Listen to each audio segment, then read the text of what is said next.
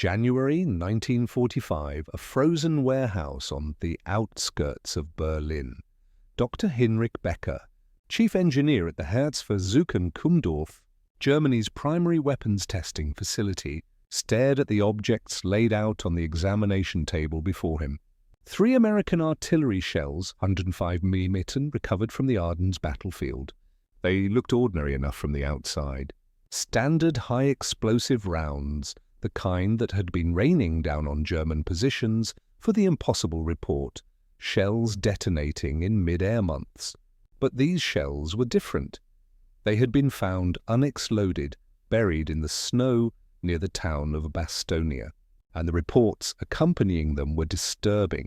Frontline soldiers described a new American weapon, artillery shells that detonated in mid-air with perfect precision, raining shrapnel down from above.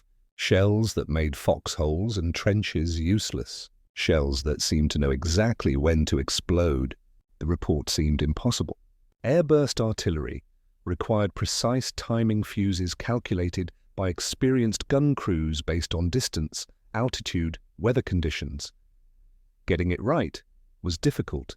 Getting it right consistently was nearly impossible. And getting it right in the middle of a blizzard with poor visibility and chaotic battlefield conditions was beyond the capabilities of any army. Yet the Americans were apparently doing exactly that every single time. Becker had been summoned to Dr. Becker disassembles the fuse, a revelation to find out how. As he carefully began to disassemble the first shell, removing the nose cone to expose the fuse mechanism, Becker had no idea that what he was about to discover would be more than just an explanation for a tactical problem.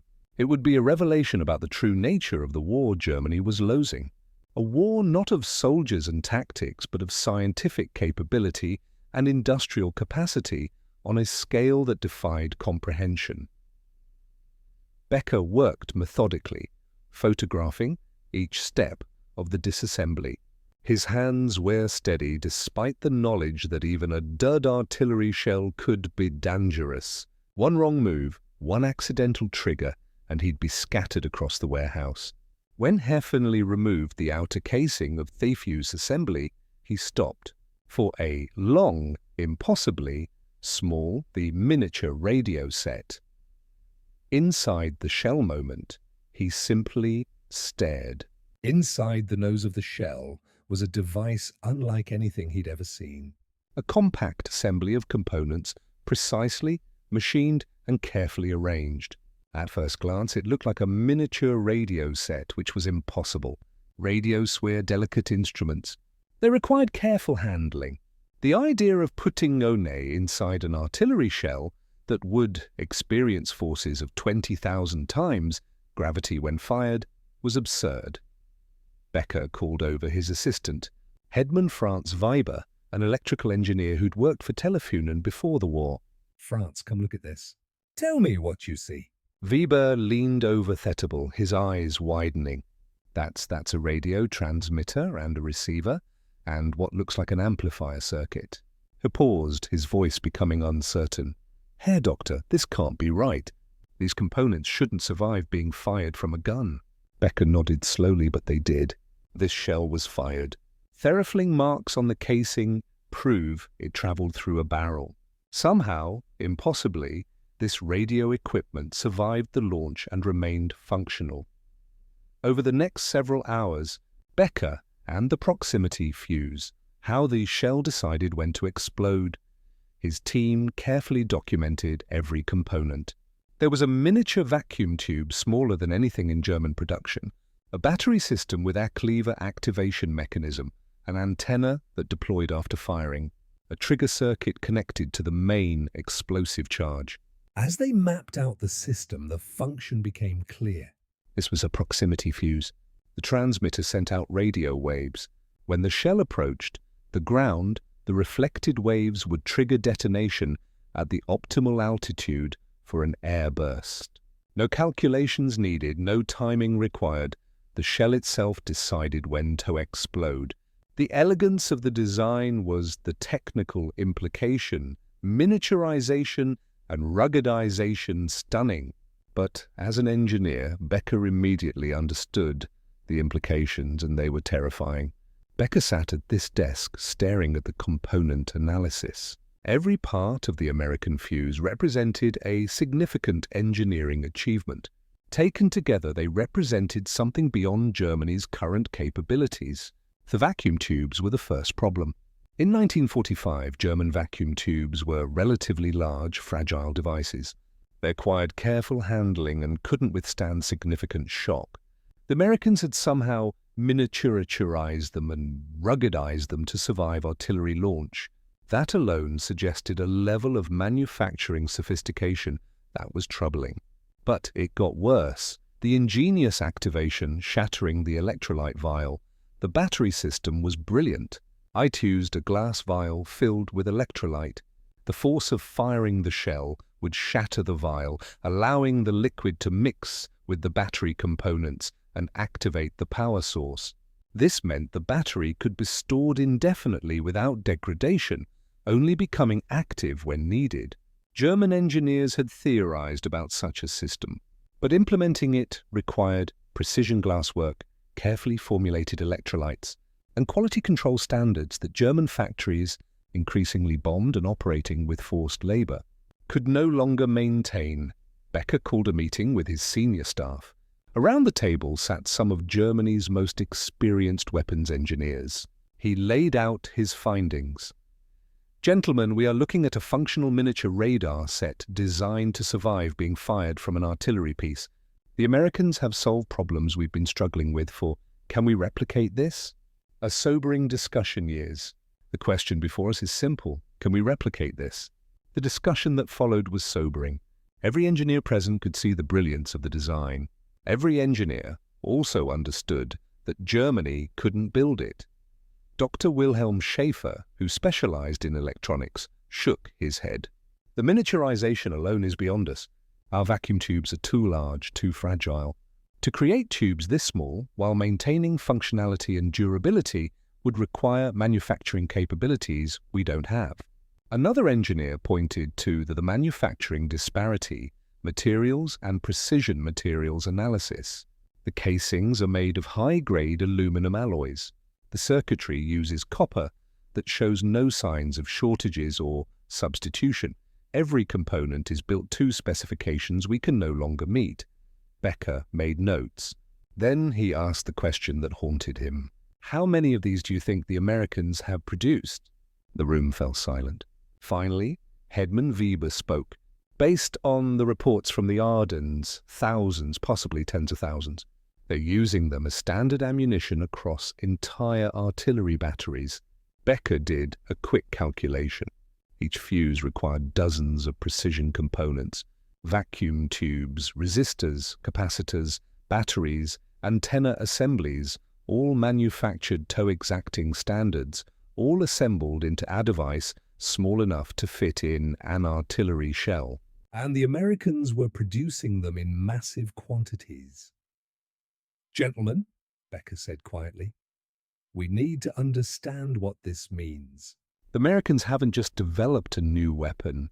They've developed a production system capable of mass-reducing complex electronics under wartime conditions. While we're struggling to make basic ammunition, they're turning out miniature radar sets by the thousands." One of the older engineers, a man who'd worked in German industry since before World War I, spoke up. "Herr Doctor, with respect, I think you're underestimating the scale. If they can mass-reduce something this complex, their industrial capacity exceeds anything we've imagined." Becker knew the engineer was right, and that realization led him to request something unusual: access to broader intelligence data on American production. Days later, Becker sat in a secure conference room with intelligence reports spread before him. What he read confirmed his worst fears and exceeded them. The American fuse program, Cenemed VT for variable time, had been massive. Intelligence suggested it was one of the largest wartime projects, rivaling even the atomic bomb program in funding. The 40,000 fuses per day. The production figures that caused sickness development had taken place at Johns Hopkins University's Applied Physics Laboratory, involving hundreds of scientists and engineers. But it was the production numbers that made Becker feel physically sick. By late 1944, American factories were producing approximately 40,000 proximity fuses per day. Per day? That was more sophisticated electronics than Germany's entire electronics industry could produce in a month. And these weren't simple devices. Each one was a miniature marvel of engineering, more complex than most radios. The fuses were being manufactured at multiple weaponizing peacetime industry, Western Electric and mass production facilities. Western Electric, a telephone company, had converted production lines to make them. So hey to their electronics manufacturers. The Americans had taken their peacetime industrial base, their experience with mass production of consumer electronics, and weaponized it. Becker pulled out German production figures for comparison. In 1944, Germany had produced approximately 40,000 aircraft total. The Americans were producing more proximity fuses than that every single day, and they were just artillery fuses, a small part of America's overall war production. The intelligence reports contained other troubling data. The Americans had first used these fuses in anti-aircraft roles in 1943. They'd achieved remarkable success rates against Japanese aircraft and German V-1A. Troubling data point: secrecy. Risked at the Battle of the Bulge flying bombs. The fuses had been kept secret from ground combat, specifically to prevent Germany from capturing and reverse engineering them. The fact that they'd been deployed at the Battle of the Bulge meant one of two things. Either the Americans were so desperate they'd risk the secret, or they were so confident in their industrial advantage that compromise no longer mattered. Becker suspected it was the latter, and that suspicion was confirmed by another document, a British intelligence, the incomprehensible scale, US outproducing all other nations, combined assessment of American industrial capacity. The United States was producing more war material than all other nations combined, not just more than Germany. More than Germany, Britain, the Soviet Union, Japan, and Italy combined. The scale was incomprehensible. One statistic stood out. In 1944, American industry produced over 96,000 aircraft. Germany, with all its vaunted engineering expertise, produced about 40,000. The ratio was more than 2:1, but American aircraft were on average larger and more complex. A B-7 bomber required more aluminum and man-hour than 3 Bf-109 fighters. The material disparity, the mathematical proof, attrition, and irrelevant tactical skill was so vast, it rendered tactical and operational skill almost irrelevant. Germany could win every battle and still lose the war through simple attrition. Becker realized he was looking at the mathematical proof of Germany's defeat. The proximity fuse wasn't just a weapon, it was evidence of an industrial system operating at a level Germany couldn't approach, let alone match. Becker spent a week compiling his findings into a comprehensive report. He knew it would be unwelcome. The Nazi regime didn't respond well to pessimistic assessments, but as a scientist, he felt obligated to present the truth as clearly as possible. His report was divided into sections. The technical analysis of the fuse itself, complete with detailed diagrams and component breakdowns, an assessment of Germany's ability to replicate the technology, which he concluded was impossible with current Becker's strategic assessment, mathematically hopeless resources, and finally, a strategic assessment of what the fuse's existence revealed about American industrial capacity. The final section was the most damning. Becker wrote, "The VT proximity fuse represents not merely a tactical advantage, but a fundamental strategic disparity. The ability to mass-produce complex electronic devices in wartime suggests an industrial base of unprecedented scale and sophistication. If American industry can manufacture 40,000 miniature radar sets daily while simultaneously producing aircraft, tanks, ships, and conventional ammunition in overwhelming quantities, then Germany's material position is not merely unfavorable, but mathematically hopeless. No amount of tactical skill or soldier bravery can overcome a production ratio of this magnitude." He concluded with a stark recommendation. Germany should seek immediate armistice before additional casualties are incurred in a war that can no longer be won. Becker's commanding officer read the report with a grim expression. Hinrich, you know this will be seen as defaced, possibly treasonous. Should I alter my findings? Becker asked, knowing the answer. No, the report is accurate. I'll forward it through channels. But prepare yourself. The leadership doesn't like uncomfortable truths. The report was sent to the Oberkommando der Wehrmacht, the German High Command. The dismissal. Excessively pessimistic and defeatist. Becker never received an official response, but through informal channels he heard it had been dismissed as excessively pessimistic and defaced in nature. One general had reportedly said, "This engineer has been demoralized by enemy propaganda." The American fuse is a trick, a piece of luck, not evidence of systematic superiority. Ideology versus evidence. Why the German regime rejected the truth. Becker wasn't surprised. He'd seen this pattern before. Intelligence that contradicted Nazi ideology was rejected regardless of evidence. The regime had built itself on the premise of German technological and racial superiority, admitting that America had surpassed Germany in industrial and scientific capability, would undermine the entire ideological foundation. But Becker knew the truth. he'd held the evidence in his hands. He'd done the calculations. Germany wasn't losing because of inferior soldiers or flawed tactics. Germany was losing because it was fighting an industrial war against an enemy with overwhelming material advantage, and no amount of willpower or ideological fervor could change mathematics. Becker's report may have been dismissed by High Command, but it reached some field commanders. One of them, a colonel commanding an artillery regiment, requested a meeting with a field colonel's confirmation. An entire battalion lost in minutes. Becker. The colonel, a veteran of the Eastern and Western fronts, had a haunted look in his eyes. "Herr Doctor, I read your report on the American fuse. I need to know if your conclusions are accurate." Becker nodded every word. The colonel was quiet for a moment. My men faced this weapon at the bulge. "We lost an entire battalion in minutes. Nothors. Minutes. The survivors told me shells were exploding above them, that there was no shelter, nowhere to hide. At first, I thought they were exaggerating, that the stress of combat had distorted their perceptions." "They weren't exaggerating," Becker said quietly. No, they weren't. The colonel leaned forward. Herr Doctor, I've been a soldier for 20 years. "I fought in Poland, France, Russia, North Africa, Italy." I've seen every kind of weapon, but this changes everything. "How do you fight an enemy who can drop explosions on your head with perfect accuracy regardless of weather or visibility? How do you train soldiers to survive a weapon that makes every defensive position useless? The calculus of ground combat is altered. No shelter, no defense." Becker didn't have an answer because there wasn't one. The proximity fuse had fundamentally altered the calculus of ground combat.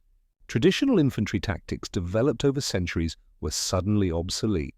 The colonel continued, "And if what your report says about American production is true, if they're making these by the tens of thousands per day, then every attack well launch, every defensive position we hold will be hit by this weapon. We'll be ground down piece by piece with no way to counter it." That's correct, Becker confirmed. The colonel stood looking out the window at the ruins of Berlin, already battered by conventional bombing. "Then the war is over." "Not officially, not yet, but mathematically, strategically, it's done. We're just waiting for the end." After the colonel left, Becker sat alone in his office. He thought about all the brilliant German engineers and scientists who developed remarkable weapons.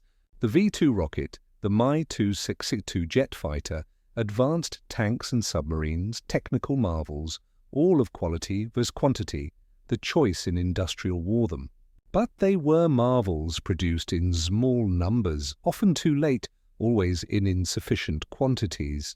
Germany had focused on quality and sophistication, while America had mastered quantity and reliability. And in an industrial war, quantity was its own quality. The proximity fuse was just one example, but it was representative of a larger truth. America wasn't just producing more weapons, it was producing better logistics, better training systems, better everything. And doing it all at our scale Germany couldn't comprehend, let alone match. After the war, when, post-war figures, over 22 million VT fuses, produced production figures were declassified, Becker's estimates proved conservative. He'd actually underestimated American capability. The final production total for VT proximity fuses exceeded 22 million units. 22 million miniature radar sets, each one a sophisticated electronic device, all produced in less than 2 years of full-scale manufacturing. To put that in perspective, Germany's entire production of all types of fuses for all types of munitions during the war was roughly 500 million units.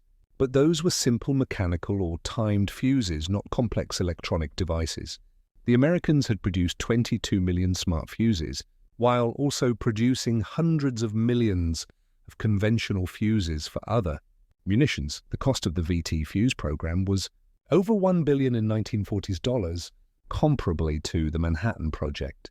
But unlike the atomic bomb, which was used only twice, the proximity fuse was deployed in massive quantities and had a direct measurable impact on battlefield outcomes. General George Patton, after witnessing the fuse's effects during the Battle of the Bulge, wrote that it won the battle for us. He later stated that he believed it was one of the 3 most important developments of the war, alongside the atomic bomb and radar. The British, who received large quantities of VT fuses through Lend-Lease, conducted their own analysis.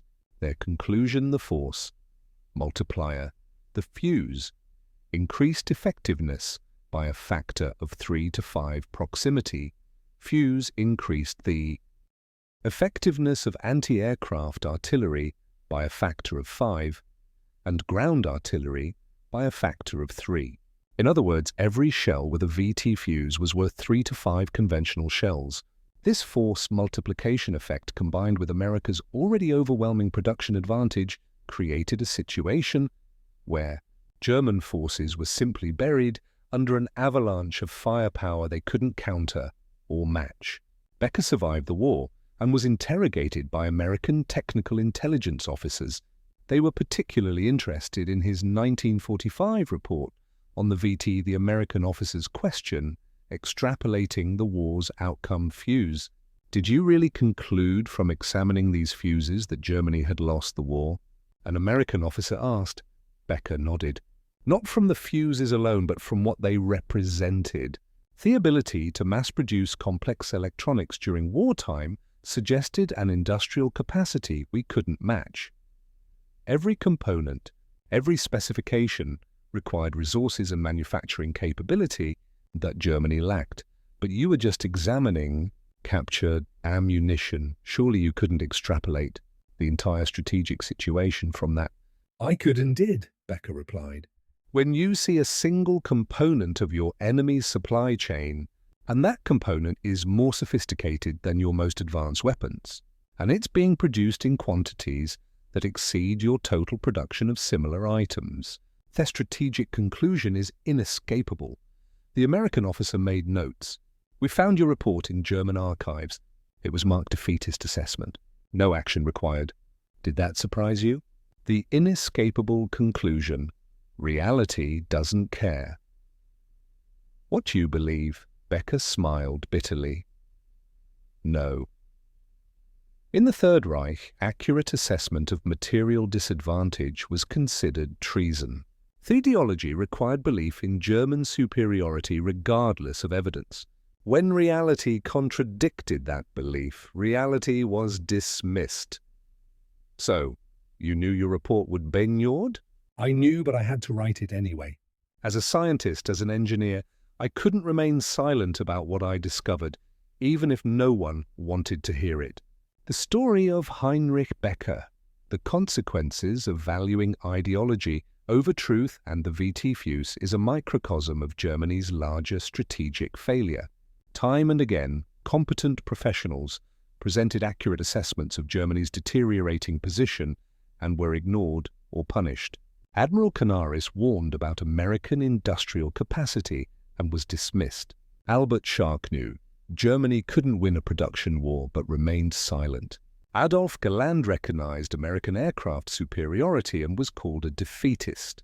Septrich knew the Ardennes offensive would fail for lack of fuel and was ignored.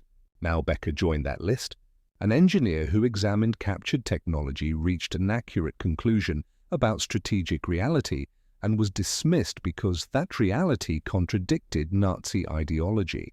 The pattern was consistent and fatal.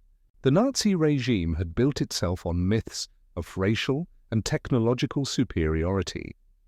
When confronted with evidence that those myths were false, the evidence was rejected. It was more important to maintain ideological purity than to acknowledge strategic reality. This willful blindness extended to the proximity fuse's tactical implications. Even after German forces had been decimated by the weapon at the bulge, even after thousands of soldiers had been killed by airbursts they couldn't defend against, the High Command refused to acknowledge that this represented a fundamental shift in warfare. Some generals insisted it was just a lucky weapon that German soldiers would adapt. Others claimed the reports were exaggerated, that battle stress was causing troops to overstate the fuse's effectiveness. The idea that America had developed and deployed a genuinely revolutionary weapon in massive quantities was too threatening to accept. But the soldiers knew. Every foxholes are now traps German infantrymen who survived an artillery barrage in 1945 learned to fear the American shells that exploded in mid-air. Foxholes, the basic defensive position that had protected soldiers since World War I, were now death traps. There was no defense, no tactic, no training that could counter the proximity fuse. Becker's report had predicted this. He'd written that the fuse eliminates the primary means by which infantry survive artillery bombardment, creating a battlefield environment where defensive positions offer no protection. He'd been exactly right. What haunted Becker in the years after the war was how obvious the conclusion should have been. The numbers were available. The evidence was clear. Germany was fighting an industrial war against an enemy with overwhelming material superiority, and no amount of tactical skill could overcome that disparity. The proximity fuse was just an example among many. American production statistics were available through intelligence channels. The United States produced over 300,000 aircraft during the war. Germany produced about 94,000. American ship production exceeded that of all other nations combined. American munitions production was so vast that allies like Britain and the Soviet Union were supplied with American equipment even while US forces fought on multiple fronts. The arithmetic was brutal, and the arithmetic of defeat. Outnumbered, outproduced, outperformed, inescapable. Germany was outnumbered, outproduced, and increasingly outperformed technologically. The sophisticated weapons Germany did produce, like the Mi-262 jet or the Type 21 submarine, came too late and in too few numbers to matter. Meanwhile, America was producing millions of trucks, billions of rounds of ammunition, and yes, 22 million proximity fuses. The scale of production was so vast that waste became acceptable. American forces could afford to expend ammunition at rates that would bankrupt the German war economy. Becker had seen this disparity crystallized in those 3 captured shells on his examination table. Each one represented a triumph of miniaturization, precision manufacturing, and mass production. Each one proved that America had achieved an industrial sophistication Germany couldn't match, and there were millions more where those came from. The VT proximity fuse stands as one of World War II's most significant yet least known technological achievements. It saved thousands of Allied lives, first by defending ships from air attack, then by devastating German ground forces at critical moments. But from the German perspective, it was something else. A revelation of just how outmatched they were. Not outmatched by a small margin that skill could overcome, but fundamentally mathematically outmatched by an industrial system operating at a scale they couldn't approach. Hinrich Becker was one of many German professionals who saw this truth and tried to communicate it. Like the others, he was ignored. The Nazi regime's commitment to racial and technological superiority mythology made it impossible to accept reality when reality contradicted ideology. The cost of that blindness was catastrophic. The war continued for 4 more months after Becker submitted his report. Hundreds of thousands more died, millions more were displaced, and German cities were reduced to rubble, all in service of a cause that multiple competent professionals had already concluded was mathematically impossible. The lesson extends beyond World War II, when ideology becomes more important than evidence, when loyalty is valued over accuracy, when uncomfortable truths are suppressed rather than addressed. Catastrophic failure becomes inevitable. Becker's examination of those 3 artillery shells should have triggered a fundamental reassessment of Germany's strategic position. Instead, it was filed away and forgotten. The smart weapons kept falling from the sky. The arithmetic of defeat continued its inexorable calculation, and the Third Reich marched toward its inevitable end, blind to a reality it refused to see. The proximity fuse changed warfare forever. But its examination by German engineers revealed something even more important: the fatal consequences of valuing ideology over truth, of choosing comforting myths over uncomfortable mathematics. In the end, reality doesn't care what you believe. The smart shells proved that beyond any doubt.